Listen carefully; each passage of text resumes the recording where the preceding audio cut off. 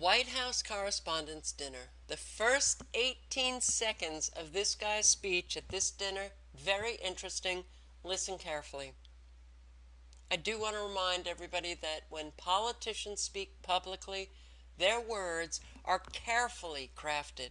When presidents speak, every word is deliberately chosen. So this is what he opens with. It is an honor to be here at my last, and perhaps the last, White House Correspondents' Day. Perhaps the last Correspondents' Dinner? What, Obama, do you mean? Now, of course, most Americans will just be laughing along and, oh, it's just a joke and this is a funny night for all of these people. And the last National Correspondents' Dinner. Is he suggesting that we're not going to have another president? There's an awful lot of people who speculate that something major, something very destructive is going to take place in this country before he leaves office so that he declares martial law and we won't have another president. Now, do I think that that will happen? I actually don't. But if it does, would it surprise me? Not at all. Not at all. But listen to what he follows that with. You all look great. The end of the Republic has never looked better. The end of the Republic has never looked better. First, when is the last time you heard a politician, one of your quote-unquote leaders, refer to the United States as a republic?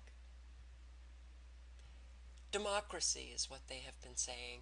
They've been saying democracy over and over, repeating it. Democracy, democracy. We are a democracy. We are a democracy. For decades they've been doing it. That has been part of the social engineering. Get Americans to believe that they live in a democracy, not a constitutional republic. Get them far away from thinking that they live in a republic because, my God, if they think that they live in a republic, what we are doing here in the federal government, they'll get to know that what we're doing is wrong. Republic. Constitutional republic, federalism, federal government, limited power, states, sovereign, each individual state, sovereign. The federal government does not get to dictate to the states what it can and cannot do. States have more power than the federal government. And all of that has been flipped on its head because the American people have been asleep at the wheel, letting the federal government, the domestic enemies in our federal government, transform this country into a tyranny, into centralized power. They have been asleep at the wheel. They have chosen the road of ignorance. They have chosen to remain willfully ignorant about what has been taking place in their own country, which is a constitutional republic. But most believe that they live in a democracy, and then ask them to define, well, what does that mean, a democracy? And I guarantee that not one American will come up with a definition. And tell them that they live in a constitutional republic, use that kind of language, hell, maybe some of them might even go to Wikipedia to find out what a constitutional republic is. And then the house of cards might start to crumble. But now here he is saying the word republic in this sentence. The end of the republic has never looked better. We all know that it's done. We all know that the final clamp on the great American experiment is coming. The final nail to the republic is going to be hammered in very shortly. And is he putting that in our face here? The end of the Republic never looked better.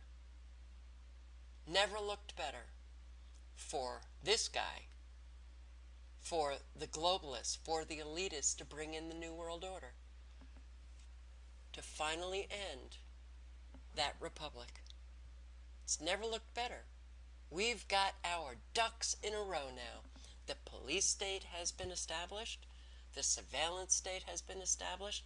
Tyranny has taken root in the freest nation in the world. It's never looked better. And it's coming soon. We all know the economy is collapsing. It has been collapsing ever since this guy has taken office. Most Americans still believe the lies. They believe that he was the savior of the economy. It's recovered. It's doing well. They believe all of the lies, not understanding that what is soon to come is a collapse that the majority of Americans will never recover from. But what do they need in place before that collapse happens? They need something extremely destructive, an event to take place so that they can blame the collapse on. Will it be an EMP attack they blame on Iran? Will it be a major earthquake? Will it be ISIS running around the country chopping off Americans' heads? And this guy declares martial law. The end of the Republic. Once martial law is declared, it's over. Done. Fini. The American experiment. That great experiment where the people had power over their government. Done. Love to hear what you guys think,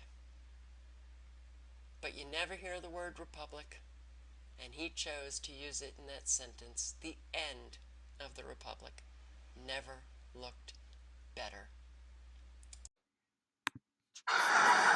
We have some other athletes here tonight, including Olympic snowboarding gold medalist Jamie Anderson is here.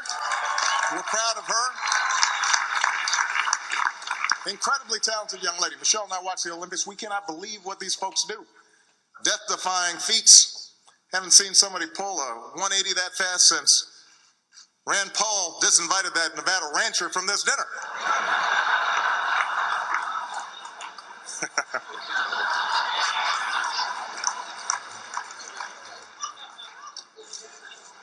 Nice, Obama.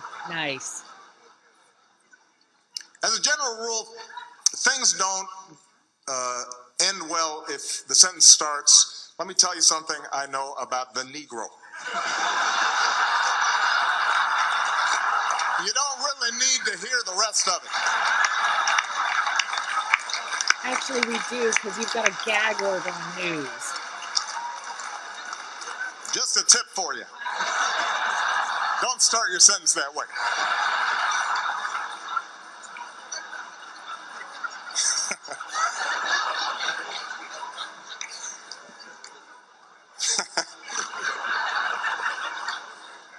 Speaking of Rand Paul,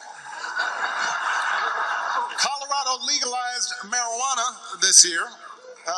An interesting social experiment. I do hope it doesn't lead to a whole lot of paranoid people who think that the federal government's out to get them and listening to their phone calls. That would be a problem. You should get a career in comedy next.